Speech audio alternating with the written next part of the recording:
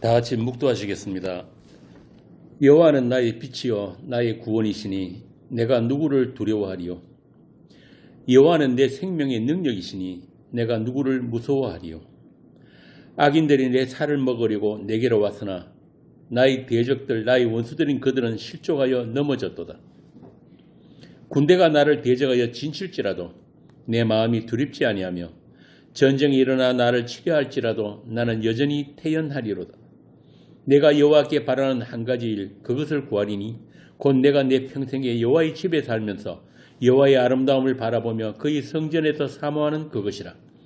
여호와께서 환난 날에 나를 그의 초막 속에 비밀히 지키시고 그의 장막 은밀한 곳에 나를 숨기시며 높은 바위 위에 두시리로다.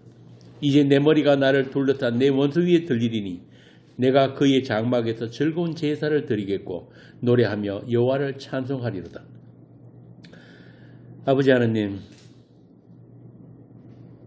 주께서 우리를 주의 장막 속에 초막 속에 비밀히 지키시며 또 은밀한 곳에 숨기시며 높은 바위 위에 두시는 그 하나님을 우리가 알게 하시고 그 하나님을 사모하게 하시고 그 날을 주님과 영원을 함께하는 그 날을 소망하는 그런 성도들이 다 되게 하여 주옵소서. 우리 주 예수님 이름으로 기도합니다. 아멘. 하나님의 말씀 보겠습니다. 하나님의 말씀은 요한복음 16장 1절에서 14절입니다. 요한복음 16장 1절에서 14절 한 절씩 교독합니다. 내가 이것을 너희에게 이르면 너희로 실족하지 않게 하려 함이니 사람들이 너희를 죽여 주나니라. 내가 이르면 누구든 너희를 죽일까 생각하기를 이것이 하나님을 섬기는 일이라 하리라. 그들이 이런 일을 할 것은 아버지와 나를 알지 못함이라. 오직 너희에게 말하는 것은 너희로 그때를 정하면 내가 너희에게 말하는 것을 기억나게 하려 하니 처음부터 나를 하지 않는 것은 내가 너희와 함께 있었으니라. 지금 내가 나를 보내신 이에게로 가는데 너희 중에 나더러 어디로 가는지 묻는 자가 없고 오히려 내가 이 말을 들은 너희가 마음에 근심이 가득하였도다. 그러나 내가 너희에게 실상을 말하노니 내가 떠나가는 것이 너희에게 유익이라. 내가 떠나가지 아니하면 보혜사가 너희에게로 오시지 아니할 것이요 가면 내가 그를 너희에게로 보내리니 그가 와서 죄에 대하여 의에 대하여 심판에 대하여 세상을 책망하시리라. 죄에 대하여라 하면 그들이 나를 믿지 아니하며 의에 대하여 하면 내가 아버지께로 너희가 나를 심판하시 나를 보상하며 심판에 대하여라 하면 이 세상 임금이 심판을 받았습니다. 내가 아직도 너희에게 이를 것이지만 지금은 너희가 감당하지 못하리라. 그러나 진리의 성령이 오시면 그가 너희를 모든 진리 가운데로 인도하시리니 그가 스스로 말하지 않고 오직 들은 것을 말하며 장래의 일을 너희에게 알리시리라. 그가 내 영광을 나타내리니 내 것을 가지고 너희에게 알리시겠습니다. 아멘.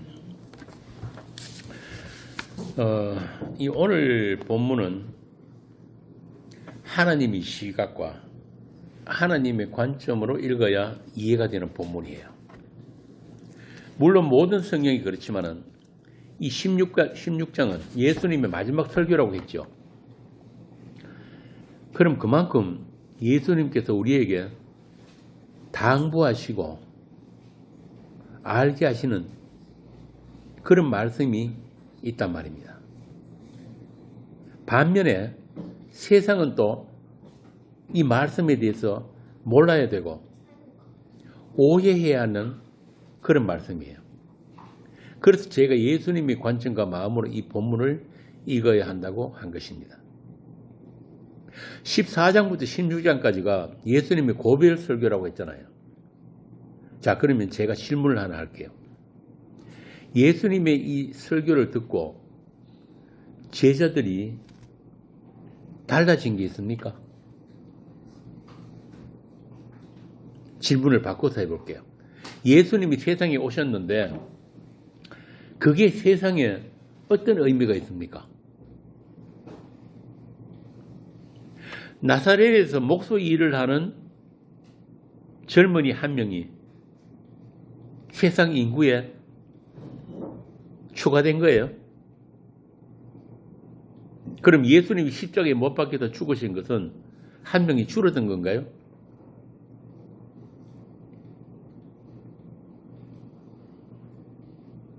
예수님이 세상을 다녀가신 것은 분명히 어떤 흔적을 남기셨을 거잖아요. 맞죠? 아무 이유 없이 아무 의미 없이 이 세상에 오신 건 아니란 말이죠. 그 흔적이 뭐냐 말이에요. 단순히 죄인들을 구원하시기 위해서 십자가를 지셨다. 그게 세상 종교인들이 아는 예수고 십자가잖아요. 그런데 오늘 본문에 보면은 예수님이 떠나시면 누가 오신다고 합니까? 보혜사 성령. 그분이 하실 일은 뭐라고 하죠? 너희들을 진리 가운데로 인도하신다. 그리고 그 진리의 내용이 뭐냐 하면은 세상이 오해하는 그 죄, 그리고 심판에 관한 것이란 말입니다. 그러니까 예수님이 세상에 오심으로 해서 세상에 뭔가 흔적을 남기신 게 있는데 그게 뭐냐면은 그동안 세상 신에 의해서 악한 마귀에 의해서 꽁꽁 감추어져 있던 죄와 의와 심판에 대한 실체가 이제 드러나게 되었다. 세상이 몰랐던 죄와 의와 심판. 그래서 예수님이 그 가려져 있는 장막을 확 걷어버리신 거예요. 종교라는 포장지로 그렇게 포장해 놓은 죄와 의와 심판의 실체를 예수님이 이 땅에 오심으로 해서 확 벗겨내버렸다. 그걸 우리 지난 시간에 읽었잖아요. 내가 말하지 않았으면 너희가 죄가 없으려니와 이제는 그 죄를 핑계치 못한다. 고로새서 한번 봅시다. 고로새서 2장 14절에서 17절. 고로새서 2장 14절에서 17절. 우리를 거스르고 불리하게 하는 법조문으로 쓴 증서를 지우시고 제하여 버리사 십자가에 못 박으시고 통치자들과 권세들을 무력화하여 드러내어 구경거리로 삼으시고 십자가로 그들을 이기셨느니라.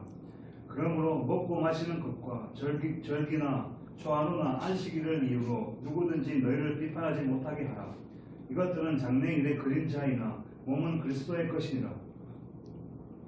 자, 이 십자가가 예수님의 십자가가 하나님의 사람들에게는 율법의 정죄로부터 자유케 하는 십자가, 의문의 정서를 도말해 버렸으니까 자유케 하는 십자가지만은 온갖 율법 행위로, 그러니까 안식일, 11조, 성전제사 그런 것들로 덕지덕지 발라놓은 종교인들이 그 위장, 그걸 벗겨버리고 그 민낯을 드러내 버리신 거예요. 그러니까 이 십자가는 그런 두 가지 일을, 그런 역사를 보여주는 그런 십자가란 말이죠. 그렇게 가면을 벗겨버리니까 경건하다는, 하나님을 안다고 하는 그 종교인들이 민낯이 드러났는데 그게 뭐냐? 독사의 자식들이라는 겁니다. 독사의 자식들. 이 제 이야기가 아니에요. 예수님이 직접 하신 이야기. 마태복음 12장, 마태 12장 31절에서 34절 봅시다. 그러므로 내가 너희에게 이르노니 사람에 대한 모든 죄와 모독은 사심을 얻되 성령을 모독하는 것은 사심을 얻지 못하겠고 또 누구든지 말로 인자를 거역하면 사심을 얻되 누구든지 말로 성령을 거역하면 이 세상과 오는 세상에서도 사심을 얻지 못하리라. 나무도 좋고 열매도 좋다 하든지 나무도 좋지 않고 열매도 좋지 않다 하든지 하라. 그 열매로 나무를 아느니라. 독사의 자식들아, 너희는 악하니 어떻게 선한 말을 할 수 있느냐? 이는 마음에 가득한 것을 입으로 말합니다. 이 예수님의 말씀을 듣는 대상이 누구예요? 바리새인들이에요. 율법을 하나하나 철저하게 지킨다고 하는 그 바리새인들을 보고 독사의 자식들, 이 독사의 자식들아. 자, 그렇다면은 우리 어느 누구도 바리새인만큼 그렇게 열심을 내서 율법 지키는 사람들 없잖아요. 모든 인류는, 모든 인간들은 다 뭐다? 다 독사의 자식들. 왜? 에덴에서 아담이 어떻게 했습니까? 먹지 말라고 한, 하나님이 먹지 말라고 한 선악과를 따먹어 버렸잖아요. 누구 말을 듣고? 뱀의 말을 듣고.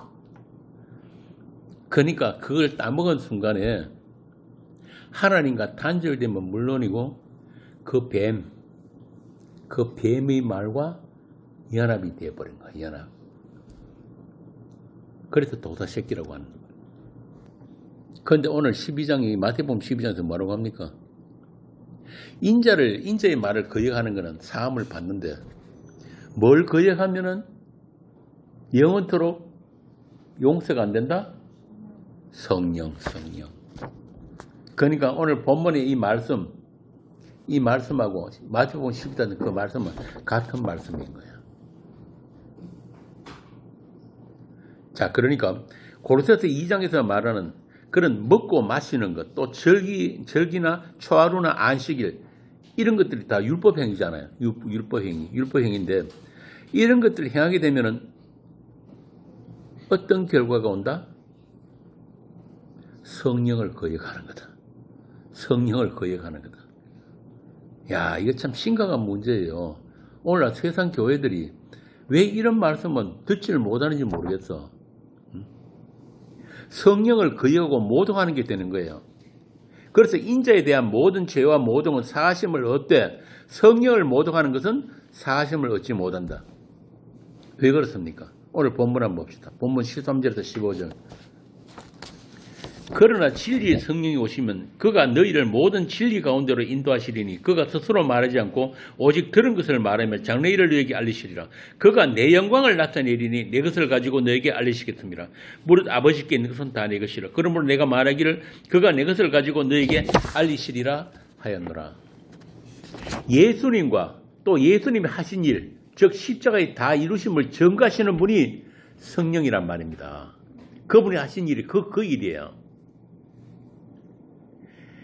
그 일을 하시는 분이 성령이신데 그분이 하신 일을 거역한다는 말은 예수님의 십자가만으로는 부족하다는 뜻이에요. 십자가의 다 이루심을 대적하는 거예요. 예수님이 십자가도 믿고 또 안식일도 지키고 요즘 말하면 주일도 지키고 또 먹고 마시는 것도 가려서 하고 할례도 하고 11조도 해야 구원이 완성된다. 이게 바로 초대교회부터 있어온 다른 복음이란 말이에요. 다른 복음. 이걸 갈라디안식 신앙이라고 하잖아요. 갈라디아서가 전부 다 그 때문에 사도가 보낸 편지거든요. 그래, 예수 믿는 거 맞는데 그래도 최소한 할례는 해야지. 안식일은 지켜야지. 그거 별거 아닌 것 같이 생각되죠. 아, 예수도 믿고 그래 안식일 좀 지키면 어때? 할례 좀 하면 어때? 그런데 그 밑바탕에 깔린 게 뭐냐면은 예수님이 십자가에 다 이루심만으로는 부족하다는 거잖아요. 이게 바로 뭐냐면 사단의 계획이란 거예요. 사단의 계획이야. 다 이루심을 모독하는 것. 그래서 오늘 본문에서 예수님이 제자들에게 가시는 말씀이 그들이 너희들을 출교할 뿐 아니라 때가 이르면 너희를 죽이는 자가 생각하기를 이것이 하나님을 섬기는 일이라고 하리라.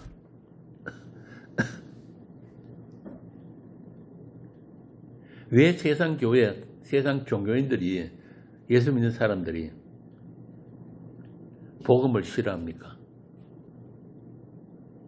싫어한 이유가 그거란 말이에요. 예수 믿음, 오직 믿음 말은 잘하죠. 솔라 피데 말은 잘하는데 그것만 가지고는 자기들이 실감이 안 되는 거, 손이 잡히는 게 없으니까. 그래서 교회가 자꾸 소위 말하는 뺑뺑이를 돌리는 거예요. 주일도 지키고 전도도 하고 기도도 하고 뭐 성경 공부도 하고 자꾸 하라고 하는 게 바로 그때면 그렇게 그걸 함으로 해가지고 뭘 얻는다? 소위 말하는 구원의 확신. 내 손에 쥘 수 있는 그 구원의 확신, 이런 것들을 종교 행위를 통해서 가지라는 거예요. 이게 이미 2000년 전부터 초대교회부터 있어온 다른 복음이란 겁니다. 예수를 믿는다는 말은 예수 믿는 것으로 그것을 완료해요. 끝이에요. 다른 것들은 해도 되고 안 해도 되는 것들이에요. 그런데 그런 다른 것들을 같이 해야만이 구원이 완성된다. 심지어는 요즘은 뭐라고 합니까? 상급에 차등이 생긴다. 열심히 너희들 교회에 충성하고 종교행위 열심히 해야지 하늘나라 가서도 상급이 달라진다. 바로 이런 것들이란 말이에요. 그러니까 쉽게 말해서 믿음이 뭔지를 모르는 거예요. 예수 믿은 적 한 번도 없단 말입니다. 예수 믿음이 뭔지를 안다면, 사도의 말대로 믿음 안에 있다면 그런 짓 안 하는 거예요. 그러니까 예수님이 그러잖아요. 너희들이 때가 되면 너희들을 출교하고 너희들을 죽이기까지 할 건데, 그들이 말하기를 그렇게 하는 것이 하나님을 섬기는 예라고 하리라.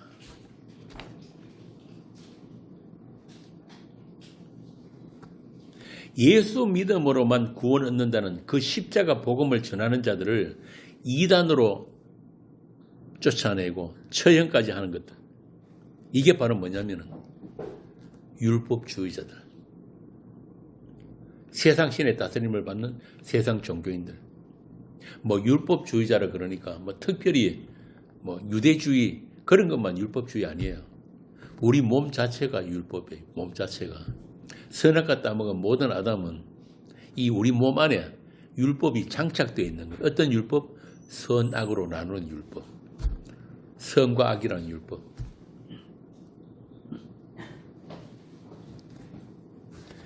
그렇게 율법 행위, 종교 행위로 꽁꽁 감춰져 있던 인간들의 본성이 십자가 복음, 그러니까 그 은혜의 복음이 선포됨으로 말미암아 하나님의 아들을 살해할 수밖에 없는 이 모든 세상 인간들의 악마성, 그 악마성이 있는 그대로 드러나 버렸다.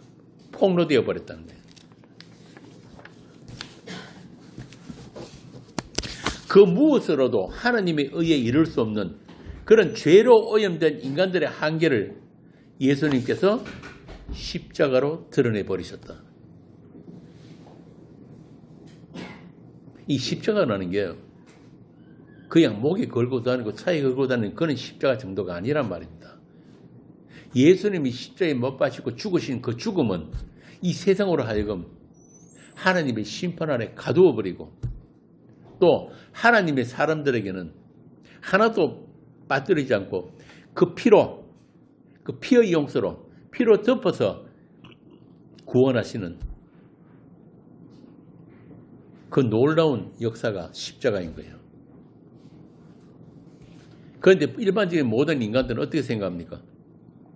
우리가 착하게 살면은, 하나님의 법을 잘 지키면은, 교회 잘 다니면은, 성경 열심히 읽으면은, 기도 많이 하면은, 예수 잘 믿어주면은 다 구원에 이를 거라고 생각하잖아요. 이게 종교란 거예요. 인간의 가능성, 구원 가능성. 모든 세상 교회들의 종교가 뭐 비단 기독교만 아니고 어떤 종교들도 세상에 있는 모든 종교들은 인간의 그 구원 가능성에서부터 출발하는 게 종교인 거예요. 아무도 구원 받을 수 없어. 그렇다면 그 종교 자체가 성립이 안 될 거잖아요. 그런 인간의 구원 가능성에서 출발하는 게 바로 종교란 말입니다. 그런데 기독교는 그게 종교가 아니에요. 기독교가 그런 세상 종교와 똑같은 것에서부터 출발하면 안 된단 말입니다. 그럼 뭐냐? 예수님이 십자가로부터 출발해야 되는 거예요. 피로부터. 어느 인간도 구원받을 수 없는 그 구원 불가능. 하나님의 이 땅에 오신 하나님의 아들을 살해해버린 이 세상의 심판의 그 당위성, 그게 십자가란 말이에요. 그러니까 이 십자가 복음, 이 십자가를 이야기를 안 하는 거예요. 왜? 모든 인간의 자존심이 상하니까. 십자가 이야기를, 십자가가 무엇인지를 제대로 이야기하는 순간 교회 안에 있는, 이미 교회에 와 있는 사람들까지도 문 박차고 나가버릴 거니까. 이게 복음이에요. 진짜 복음. 세상에 오신 하나님의 아들을 살해할 만큼 세상의 악이 관영했다. 꽉 찼단 말이에요. 꽉 찼단 말이에요. 그게 종말이에요. 예수님이 오신 그때가 종말이란 말이에요. 그 결과로 이 땅에 언약의 피가 흘려졌다. 자, 그렇다면 예수님이 다녀가신 후로 세상은 아까 달라진 것이 없다고 그랬잖아요. 다른 게 없다고 그랬는데 정말 달라진 거 없을까요? 이 세상에는 인간들만 사는 세상이 아닙니다. 보이는 것만 있는 게 아니란 말이에요. 세상 공중권세를 잡은 악한 영, 세상 신이 있어요. 마귀와 그 졸개들이 있단 말입니다. 그러면 그 세상 사탄은 예수님이 이 땅을 다녀가신 이후로 어떤 일이 벌어졌을까요?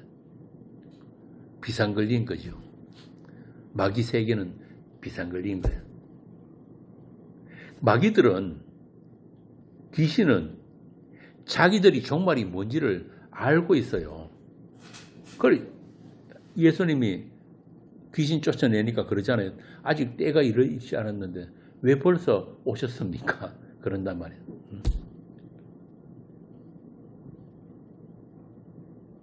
비상 걸렸어요.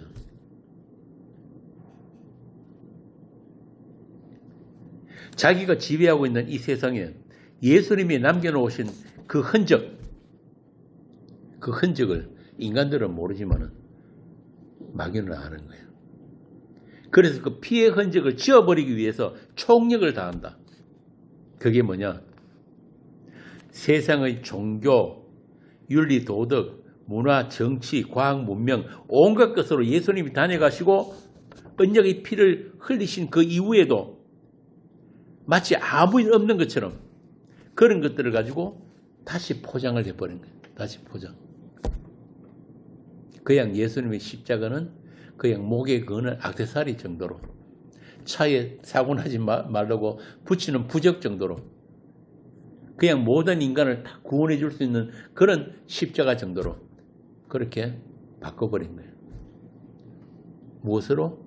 신학이란 이름으로, 종교란 이름으로. 이게 오늘날 세상의 현실입니다. 그렇게 세상 종교, 윤리, 도덕, 문화, 정치, 과학, 문명 이 모든 것 가지고 다시 포장을 해버렸다. 그래서 교회, 성당, 무슨 절, 사찰 같은 각종 종교 활동으로 피 없이도 얼마든지 하나님을 섬길 수 있다. 그걸 세상 인간들에게 가르치고 보여준 거예요. 그리고 그런 종교 활동이 동원되는 게 바로 뭐냐? 법이에요. 법. 율법. 교회법. 절에도 법이 있습니다. 성당에도 법이 있고 이슬람에도 법이 있어요. 모든 종교에는 율법이 다 있습니다. 그런데 그 율법은 뭐냐면 인간 중심의 선악 체계를 긍정하고 장려해 주는 법이란 말이에요. 너희들도 착하게 살면은, 법 안 어기고 착하게만 살면은 다 구원받을 수 있어. 그래서 성령 받은 사도들은 초대교회 때부터 그런 거짓 교사들이 교회에 침투해 가지고 가르쳐 놓은 것들, 뿌려 놓은 것들, 그게 뭐냐면 은혜 더하기 각종 율법, 그렇게 말씀을 혼잡하게 하고 교회를 어설피는 것을 사도들이 지적한 거예요. 그거 아니야. 그거 하면 안 돼. 너희가 내가 전한 복음은 귀담아 안 듣고 다른 거짓 교사들이 와서 전하는 것들은 잘 또 용납하는구나.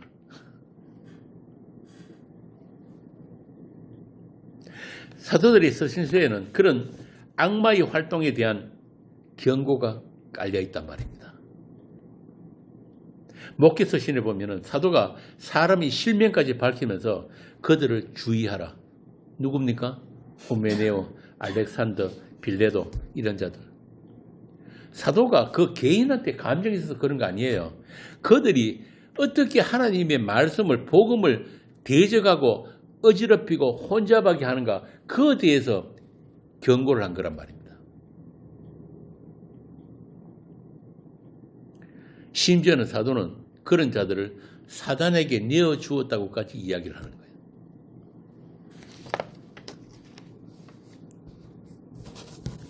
저보고도 그런 비난을 하는 사람이 있는데 왜 그렇게 사람에 대해서 부정적이냐? 사람에 대한 부정적인 게 아니란 말이에요. 그들이 말에 대한 부정이에요. 그거 아니라고. 제가 여러 번 말씀드렸지만 인간은 어떤 말을 가졌는지가 그의 영혼을 결정하는 거예요. 하나님의 간섭이 없으면은, 성령의 은혜가 없으면은 우리에게 자연스럽게 나오는 게 뭐냐면은 그 복음, 하나님의 말씀에 대해서 대적하고 반감을 가지고 그런 게 우리한테서 나올 수밖에 없기 때문에. 그래서 요한 1서에도 보면 그러잖아요. 영을 다 믿지 말고 영을 분별하라. 이어서 영이란 말은 바로 말씀이거든요. 말씀. 비슷한 것 같은데 달라요. 그래서 이 성령을 받은 사람에게는 그 다름이 보여진단 말이에요. 그래서 그걸 지적하고 그거 아닙니다 하는데 듣는 사람 기분 나쁘죠. 네가 뭔데? 네가 뭐 바울이냐? 네가 예수냐? 수도 없이 들었죠. 그런 이야기. 왜 하느님의 자리에 앉아가지고 네가 사람들이 칼질하느냐? 칼질하는 게 아니란 말이에요. 분별이란 말이에요. 분별. 그 사람을 살리기 위한 분별이란 말이에요. 그래서 사도는 단순하게 그냥 복음 전하고 건강한 교회 하기 위해서 그렇게 서신서들을 쓴 게 아니란 말입니다. 성령 받은 사도들의 눈에는 교회를 어지럽히는 악한 영의 작업이 밝히 보였기 때문에. 그러니까 예수님이 십자가의 그 다 이루심, 그 은혜의 필연성에 인간의 율법 행위를 보탬으로 해가지고 오직 은혜라는 그 십자가 보혈의 의미를 희석시켜버리는 것. 그게 바로 사단의 괴계인 것입니다. 그래 예수 너 혼자 죽고 너 혼자 부활해서 하늘나라 가버렸으니까 그것으로 됐고 세상은 너의 죽음 그 십자가와 상관없이 아무 일 없이 앞으로 잘 살아갈 거야. 예수 없이도 피 없이도 우리끼리 서로 사랑하고 토닥토닥하면서 잘 살 수 있어. 이게 바로 휴머니즘에 빠진 현대 기독교란 말입니다. 이런 사단의 목적에 동원되는 게 바로 이 세상 교회예요. 세상 교회. 차라리 예수 이야기 안 하고 십자가 이야기 안 하는 절, 이슬람 이런 게 오히려 복음이 들어가기 쉬워요. 세상 교회 교인들한테 복음 이야기 해보세요. 다 안다 그러잖아요. 다 안다. 안 듣는다니까 귀 닫아버리고. 이게 바로 사단의 괴계예요. 이미 그들이 전부 다 점령하고 장악해버렸기 때문에 들어갈 틈이 없어요. 그럼에도 불구하고 하나님은 그들 가운데서도 하나님의 사람이 있다면 때가 되면 반드시 불러내시는 거예요. 그 큰 성 길 밖으로. 자, 그런데 그런 사단의 계획에, 그런 사단의 괴계에, 그런 역사에 아니요 하는 사람들이 나타나게 된 거예요. 그들이 누구냐면은 오순절날 성령을 받은 사도들과 성도들입니다. 그들만 예수님의 전쟁, 그러니까 구약에서 말하는 그 여호와의 전쟁의 대상이 누구인지, 그리고 그 실체가 무엇인지를 알게 되고 그 하나님의 원수에 대해 똑같이 분노하게 된 사람들이 바로 그리스도의 영이 임한 성도들인 거예요. 그러니까 예전에는 전혀 원수가 아니었던 자들까지도 원수로 알게 되는 것. 그러니까 하나님의 원수가 바로 우리 성도들이 원수가 되는 거예요. 분노할 일이 전혀 없는 것 같은데 분노하게 된단 말입니다. 무엇에 대해서? 그렇게 말씀을 어지럽히는 일에 대해서. 교회를 혼란스럽게 하는 그들에 대해서 분노하게 되는 거예요. 하늘에서 온 천사로도 내가 전한 복음 외에 다른 복음을 전하면은 저주를 받을지어다. 자, 이렇게 그 십자가 영이 임한 성도들에게는 그들에 의해서 예수님의 주되심이 증거되기 시작했다. 사도행전 2장 봅시다. 사도행전 2장 14절부터 36절까지 좀 긴데 한번 읽어보세요. 베드로가 11 사도와 함께 서서 소리를 높여 이르되 유대인들과 예루살렘에 사는 모든 사람들아 이 일을 너희도 알게 할 것이니 내 말에 귀를 기울이라. 때가 제3시니 너희 생각과 같이 이 사람들이 취한 것이 아니라 이는 곧 선지자 요엘을 통하여 말씀하신 것이니 일렀으되 하나님이 말씀하시기를 말세에 내가 내 영을 모든 육체에 부어주리니 너희의 자녀들은 예언할 것이요 너희의 젊은이들은 환상을 보고 너희의 늙은이들은 꿈을 꾸리라. 그때에 내가 내 영을 내 남종과 여종들에게 부어주리니 그들이 예언할 것이요 또 내가 위로 하늘에서는 기사를 아래로 땅에서는 징조를 베풀리니 곧 피와 불과 연기로다. 주의 크고 영화로운 날이 이르기 전에 해가 변하여 어두워지고 달이 변하여 피가 되리라. 누구든지 주의 이름을 부르는 자는 구원을 받으리라 하였으니라. 이스라엘 사람들아 이 말을 들으라. 너희도 아는 바와 같이 하나님께서 나사렛 예수로 큰 권능과 기사와 표적을 너희 가운데서 베푸사 너희 앞에서 그를 증언하셨느니라. 그가 하나님께서 정하신 뜻과 미리 아신 대로 내준 바 되었거늘 너희가 법은 없는 자들의 손을 빌려 못 박아 죽였으나 하나님께서 그를 사망의 고통에서 풀어 살리셨으니 이는 그가 사망에 매여 있을 수 없었음이라. 다윗이 그를 가리켜 이르되 내가 항상 내 앞에 계신 주를 배웠으며 나로 요동하지 않게 하기 위하여 그가 내 우편에 계시도다. 그러므로 내 마음이 기뻐하였고 내 혀도 즐거워하였으며 육체도 희망에 거하리니 이는 내 영혼을 음부에 버리지 아니하시며 주의 거룩한 자로 썩음을 당하지 않게 하실 것이미로다. 주께서 생명의 길을 내게 보이셨으니 주 앞에서 내게 기쁨이 충만하게 하시리로다 하였으므로 형제들아 내가 조상 다윗에 대하여 담대히 말할 수 있노니 다윗이 죽어 장사되어 그 묘가 오늘까지 우리 중에 있도다. 그가 선지자라 하나님이 이미 맹세하사 그 자손 중에서 한 사람을 그 위에 앉게 하리라 하심을 알고 미리 본 고로 그리스도의 부활을 말하되 그가 음부에 버림이 되지 않고 그의 육신이 썩음을 당하지 아니하시리라 하더니 이 예수를 하나님이 살리신지라 우리가 다 이 일의 증인이로다. 하나님이 오른손으로 예수를 높이심에 그가 약속하신 성령을 아버지께 받아서 너희가 보고 듣는 이것을 부어주셨느니라. 다윗은 하늘에 올라가지 못하였으나 친히 말하여 이르되 주께서 내 주에게 말씀하시기를 내가 내 원수로 내 발등상이 되게 하기까지 너는 내 우편에 앉아 있으라 하셨도다 하였으니 그런즉 이스라엘 온 집은 확실히 알지니 너희가 십자가에 못 박은 이 예수를 하나님이 주와 그리스도가 되게 하셨느니라 하니라. 아까 제가 말씀드렸죠. 예수님이 마지막 고별 설교를 16장까지 하셨는데도 제자들이 알아들었다 못 알아들었잖아요. 그런데 마가 다락방에서 성령이 임하니까 제자들이 그때서야 예수님이 하신 말씀들이 생각이 나는 거예요. 그리고 구약에 기록된 모든 말씀들을 풀어서 지금 사람들에게 전가하고 있는 거예요. 그 다윗이 한 이야기들, 구약의 선지자 한 그 이야기들이 바로 이 예수를 가리키는 것이었다. 너희들이 십자가에 못 박아 죽인 예수를 하나님께서 주와 그리스도가 되게 하셨다. 이렇게 성령을 받고 성령 충만한 사도가 예수를 전가하니까 십자가를 이야기하니까 사람들이 뭐라겠습니까? 저거 술 챘네.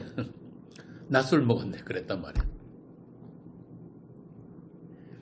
46절에 보면은 그런즉 이스라엘 온 집이 정녕 알지니 확실히 알지니 너희가 십자가에 못 박아 죽인 이 예수를 하나님이 주와 그리스도가 되게 하셨느니라.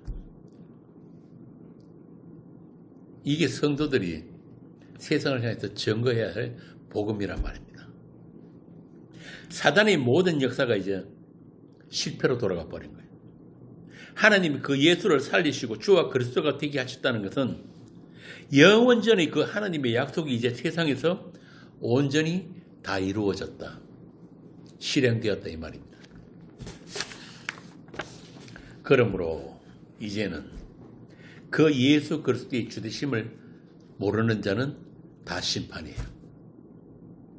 아무리 착해도, 아무리 성전제사 열심히 드리고 안식일 지키고 11조하고 다 해도 그 예수 모르면 심판이란 말입니다. 또 예수의 이름을 부르는 자는 누구나 구원받을 수 있는 새로운 시대가 열렸다. 다른 말로 하면 피의 용서, 어떤 죄인도 피로 덮어서 구원하신다는 그 창세전의 그 언약이 이제 실행되었다. 어떤 죄도 어떤 죄인도 예수 이름을 믿을 수 있는 새로운 세상이 열렸다. 그 일을 하시는 분이 보혜사 성령인 것입니다.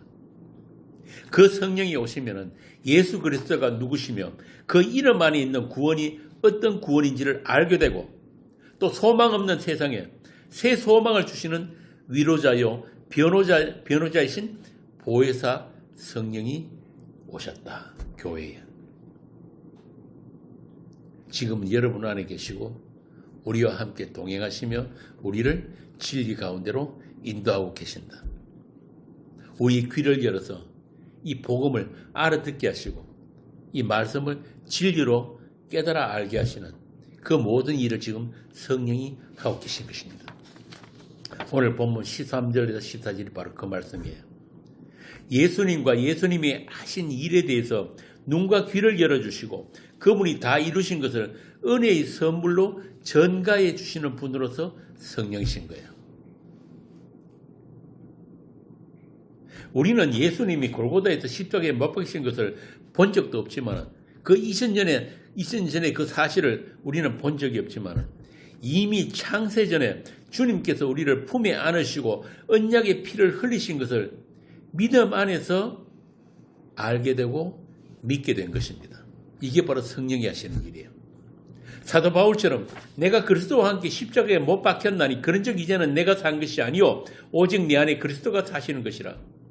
이런 고백을 우리도 할 수 있게 된 것입니다. 그게 우리의 현실이 됐단 말이에요. 이게 십자가의 신비란 거예요. 이 성령 안에서는 시간도 공간도 아무런 의미가 없는 거예요. 그렇게 예수님과 함께 십자가에 우리의 옛사람에 못 박힌 자들에게 성령께서 찾아오시고 한 사람도 빠짐없이 우리로 하여금 그로 피로 빤 옷을 입혀주신다. 흰 세마포. 갈라디아서로 말하면 그리스도로 옷 입혀주시는 것입니다.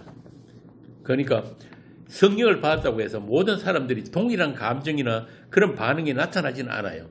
그렇지만 한 가지, 우리의 어떠함에도 불구하고 하나님은 우리에게 입혀주신 그 피로 빤 그 흰옷, 그 세마포 옷을 보시고 우리를 거룩하고 흠없는 아들들로 여겨주시는 그 은혜의 구원, 거기에는 아무런 차별이 없단 말입니다. 그것이 믿어지는 것,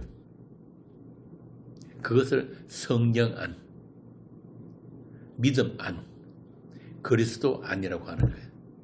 아까 제가 그랬죠. 예수님이 다녀가시고 난 뒤에 이 세상에는 전에 없던 것들이 생겨났는데 그 중에 한 가지가 뭐냐면은 눈에 보이지 않는 새로운 영역, 그리스도 안이라는 새로운 세계가 열린 거예요.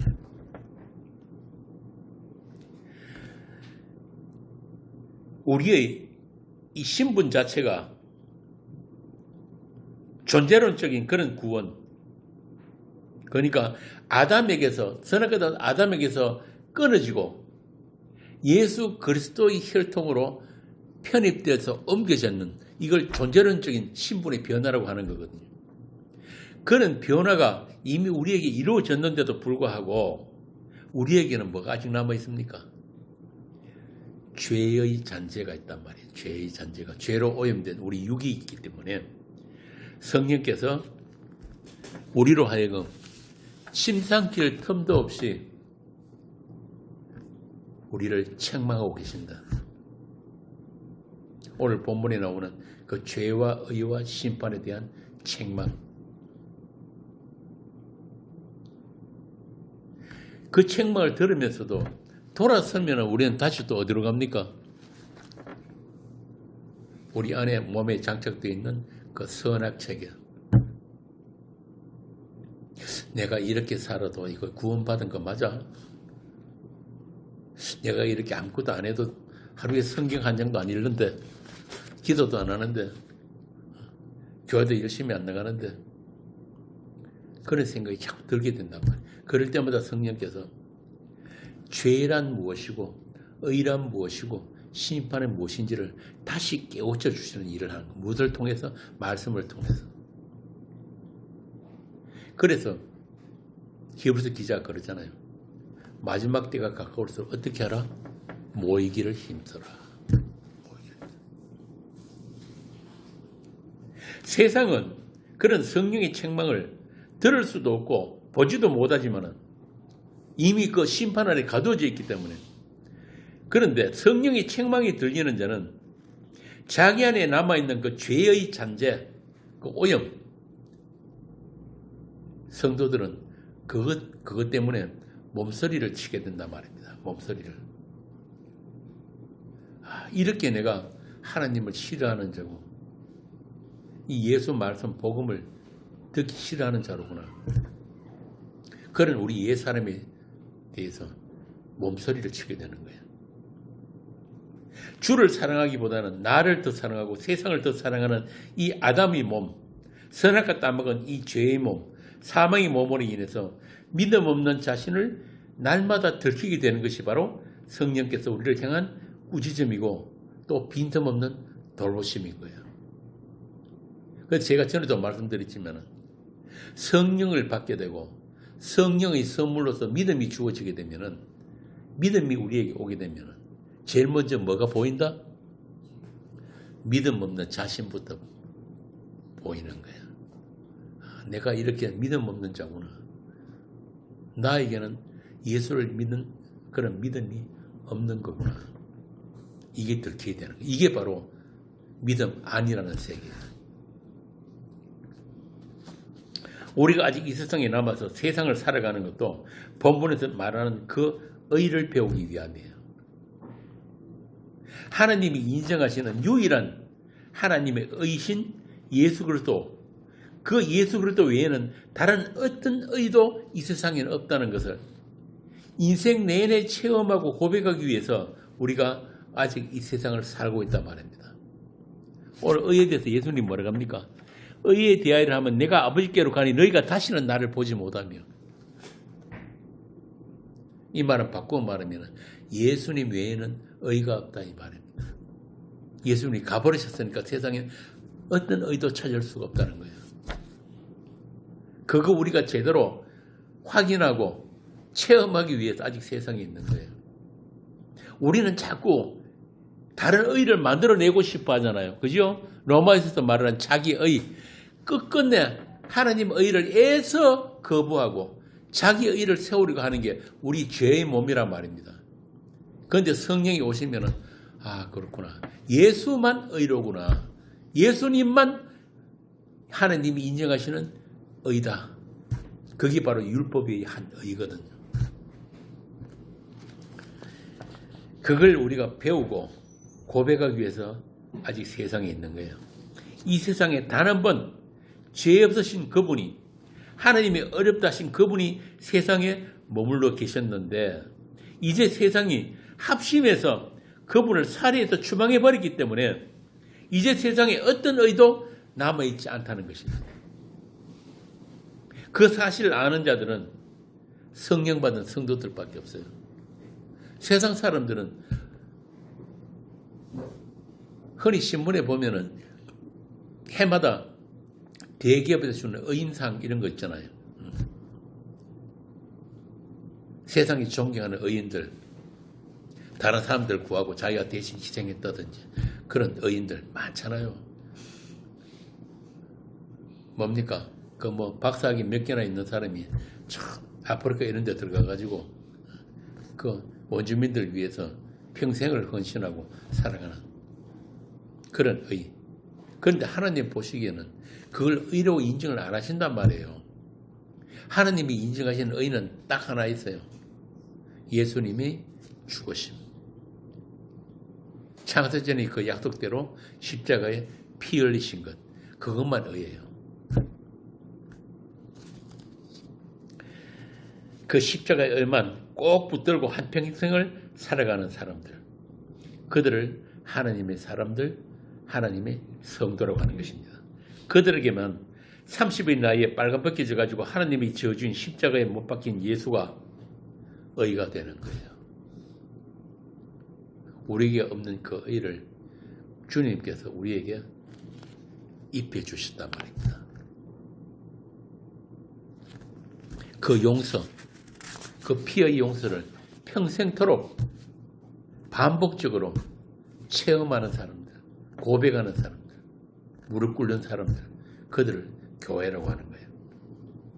그렇게 하나님이 도우심, 하나님의 간섭 없이도 스스로 주인이 돼가지고 선과 악을 판단하면서 살아가는 모든 인생들, 그들을 성경은 뭐라고 하냐면은 죽기를 두려워해서 죄의 종노릇을 하면서 살아가는 모든 세상에 대한 심판의 당위성이라고 하는 거예요. 너희들은 심판받아 마땅하다. 너희들 스스로 선악을 판단해서 너희들 스스로 만들어내는 그 자기의.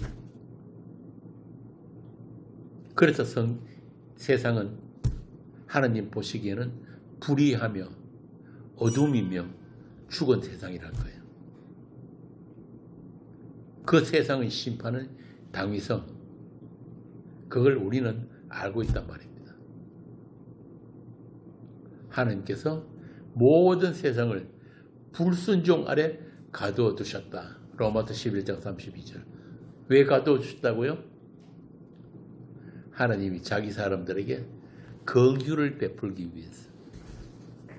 그러니까 구원은 뭐라는 거예요? 오직 하나님이 불쌍히 여기심만으로 구원이 다 이 뜻입니다. 하나님이 인간을 지으신 목적이 뭐라고 합니까? 하나님을 사랑하고 영원토록 그 하나님의 영광을 찬송하기 위해서 우리를 지으시다는 거예요. 그러니까 인간은 그 하나님과의 그 관계 안에서만, 그 하나님 안에서만 행복한 거예요. 다른 그 무엇으로도 행복하지 않습니다. 최욱 씨, 한번 살아보세요, 인생. 꼬물이 나중에 태어나도 잠깐 행복할 수는 있는데, 아까 봤죠? 우리 뚱이들.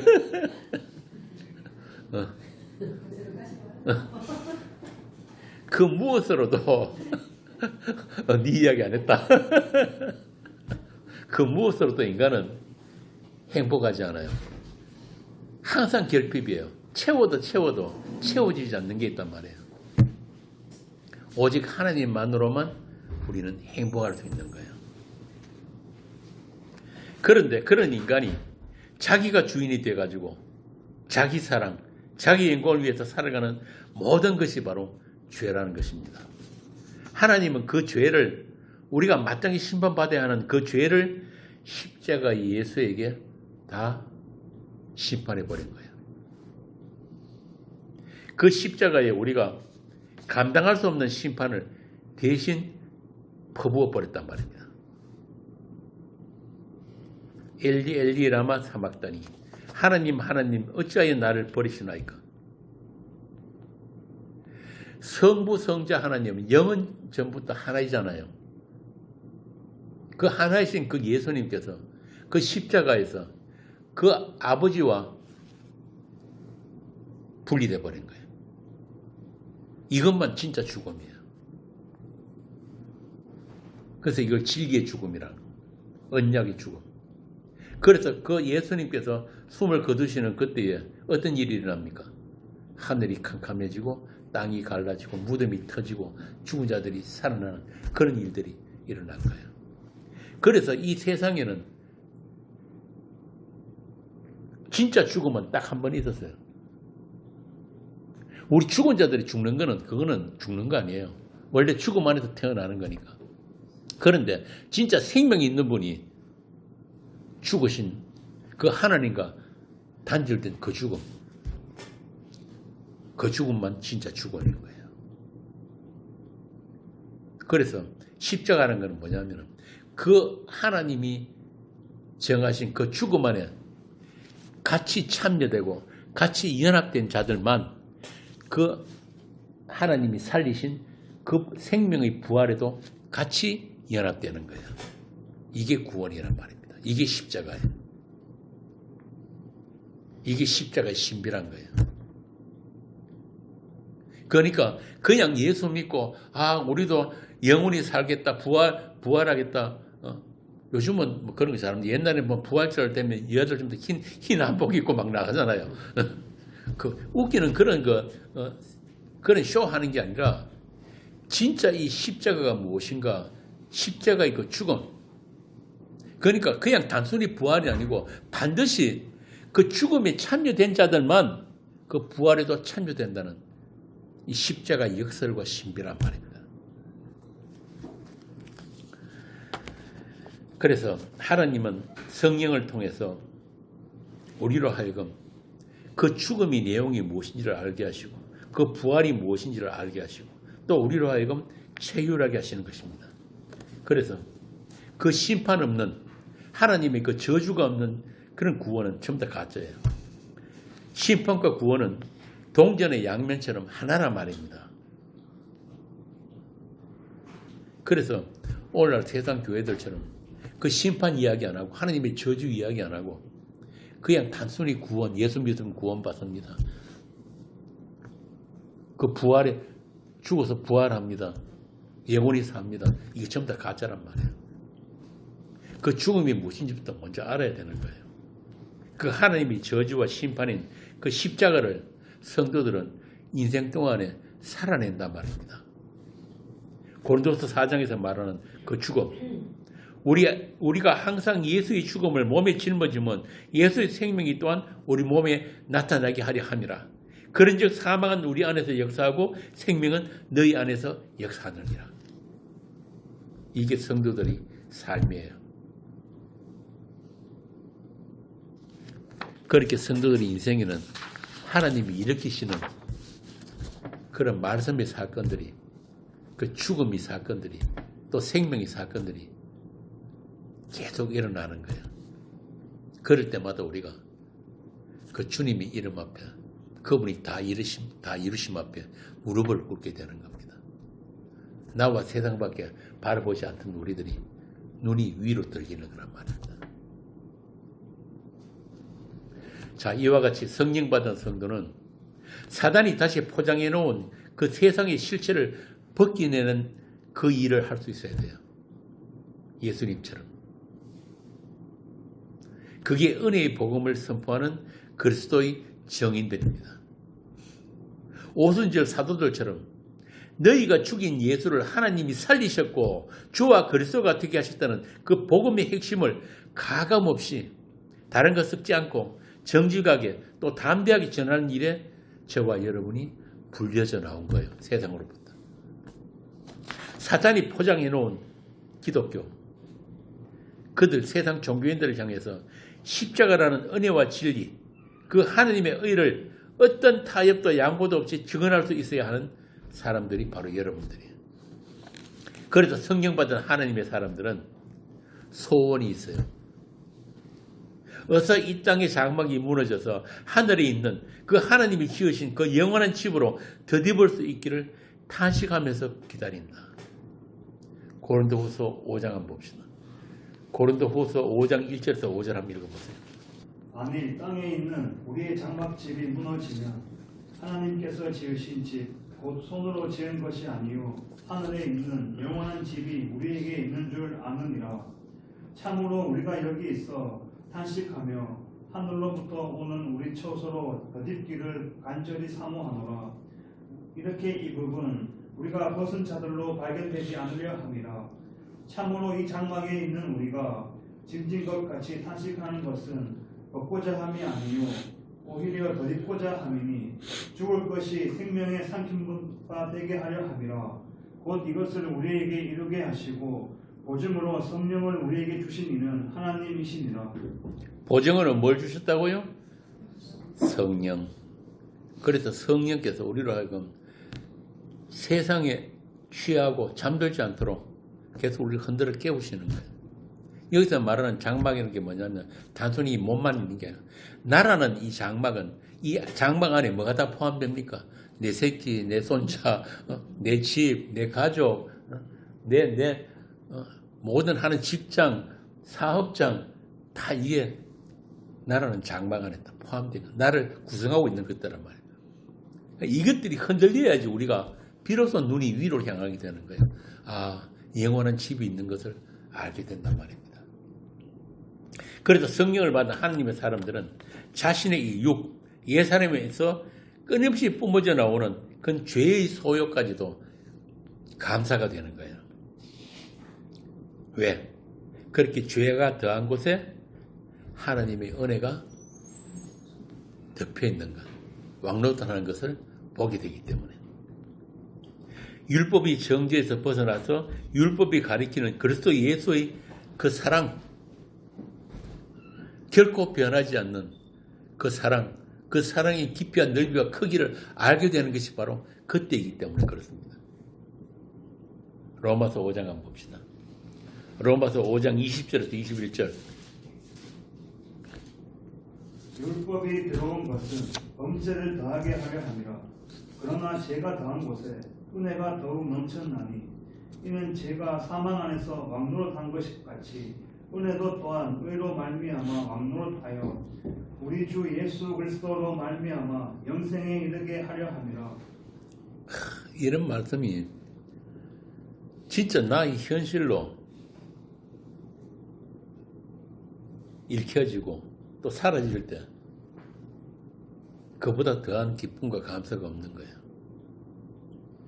이런 성도들에게는 죄의 권세가, 마귀의 권세가 손도 대지 못한다.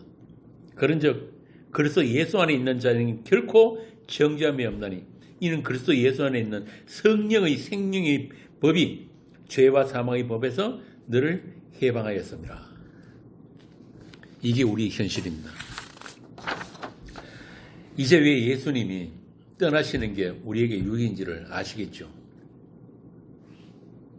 이제 여러분은 예수님이 보내신 그 보혜사 성령 안에서 죄가 무엇인지 의가 무엇인지 심판이 무엇인지를 알아버린 사람들이에요.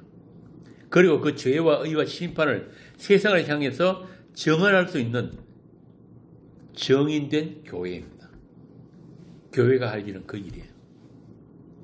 비록 우리가 세상을 사는 동안 주님의 손길에 의해서 곡하고 애통하게 되겠지만, 그런 우리를 보고 세상은 기뻐하겠지만, 우리의 애통이, 우리의 근심이 새로운 생명을 잉태하고 새 사람으로 해산하게 된다는 것을 주님은 우리에게 약속을 하셨단 말입니다.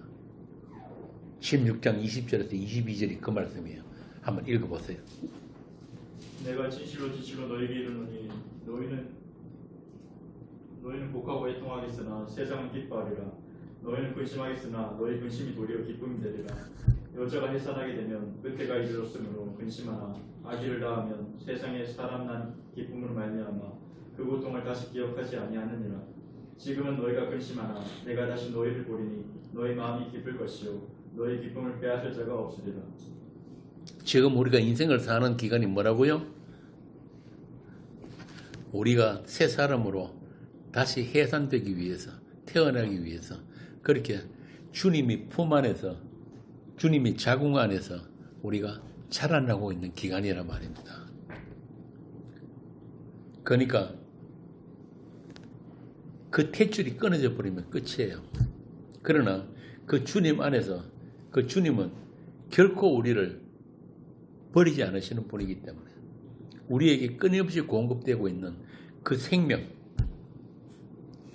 안에서 우리가 자라나고 있는 겁니다.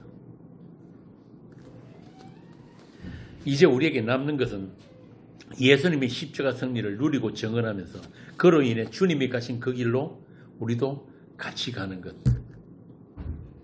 그 길을 우리도 답습해 보는 것. 다른 말로 하자면 별세하는 그 여정이 우리에게 남아있는 거예요. 여러분이 세상에 남길 것은 아무것도 없습니다.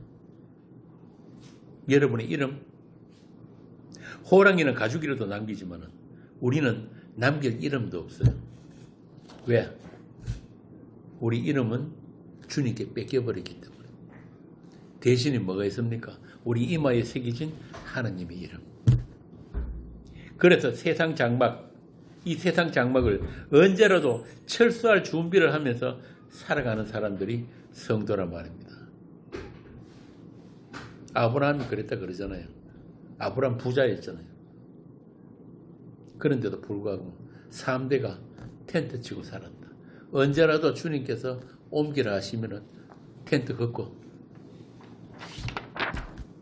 이사갈 준비하는 것. 철학 언어로 노마드라고 그러죠. 노마드. 노마드란 말이 헬라어로 배회하다 그런 뜻이거든요. 이동하다, 배회하다. 그런데 우리는 그런 단순히 철학적인 노마드가 아니라 이 세상에서 이 세상 고원을 옮겨 다니는 그런 노마드가 아니라 어디로 가버렸습니까? 별세. 이 땅을 떠나버리는 그런 노마드란 말입니다. 아브라함이 그걸 알았던 거예요. 세상 나그네요, 이방인. 언제라도 장막 그들 준비를 하면서 사는 사람들. 주의 이름으로 말미암아 세상 모든 것을 잃는다 하더라도 우리에게는 손해될 게 아무것도 없어요. 왜? 본래 우리는 nothing이기 때문에, 본래 없음이기 때문에, 뒷거리니까. 그런 우리를 하나님적인 존재로 또 하나님이 생명으로 영생을 살게 하신 그 은혜의 영광을 세상 사는 동안 잘 배우고 돌아가면 되는 거예요. 말씀을 마치겠습니다. 이제 여러분에게는 성령이 함께 하십니다. 진리의 영, 십자가의 영, 그리스도의 영이 함께 하신단 말입니다. 예수님께서 아버지와의 약속을 다 이루심으로 세상에 오시게 된 그 성령께서 여러분들을 정말 말 그대로 침 삼킬 틈도 없이 책망하시고 또 위로하시며 또 주님 가신 그 길로 함께 인도하고 계십니다. 그렇게 모든 진리 가운데로 인도하시는 그분의 음성에 귀를 기울이시고 그분이 가리키는 우리 주님의 그 십자가의 영광을 바라보면서 그 승리를 바라보면서 잠시 지나가는 이 세상 잘 살아내시기 바랍니다. 우리는 늘 실패하죠. 늘 세상에 지고 늘 두드려 맞기도 하고 늘 넘어지는 인생을 살지만 우리 주님이 이기셨고 우리 주님이 다 이루어 놓으셨기 때문에 그걸 바라보게 하시기 위해서 우리로 하여금 그 세상 미말에 저 끄트머리에 끌고 가신다 그러잖아요. 마치 하나님이 죽이기로 작정하신 자처럼 그런 인생을 살기도 하시는 겁니다. 그런데 그걸 성경은 복이라고 하는 거예요. 복. 그렇게 하나님은 질투하시는 하나님이세요. 자기 백성들의 하나님 외의 것에 마음 뺏기는 것을 허락지 않으시고 성령이 책망과 간섭하심으로 반드시 그 세상 것들을 끊어내시는 하나님이십니다. 그러니까 그런 손길이 있을 때, 그런 흔드심과 틀어내심이 있을 때 주님 앞에 무릎 꿇으시는 여러분이 되시기를 빕니다. 여러분의 인생은 여러분의 것이 아니기 때문에 그렇습니다. 하늘보다 우주보다 더 큰 사랑을 받은 여러분은 그거 하나만 남기고 가면 되는 거예요. 그 사랑의 흔적. 우리가 감당할 수 없는 그 받은 우리에게 부어주신 그 사랑의 흔적만, 그 피의 용서만 남기고 가면 되는 것입니다.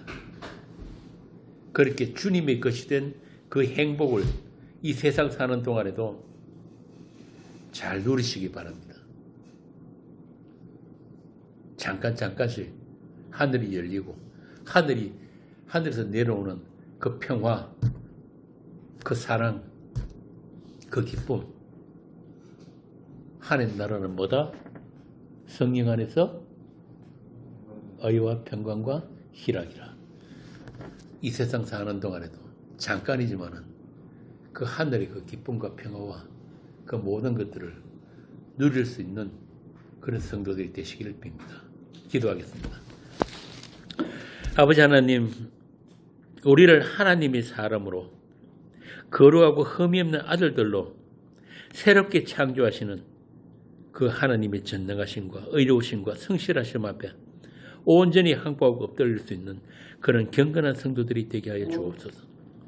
세상에 펼쳐놓은 장막이 무너지면 하늘에 있는 하나님이 지으신 영원한 장막이 있는 줄 알고 날마다 세상으로부터 별세할 수 있는 오직 믿음으로 살 수 있는 그런 성도들이 다 되게 하여 주옵소서. 우리 주님이 그 피의 용서만 감사하고 높이는 교회가 되게 하여 주옵소서. 우리 주 예수님 이름으로 기도합니다.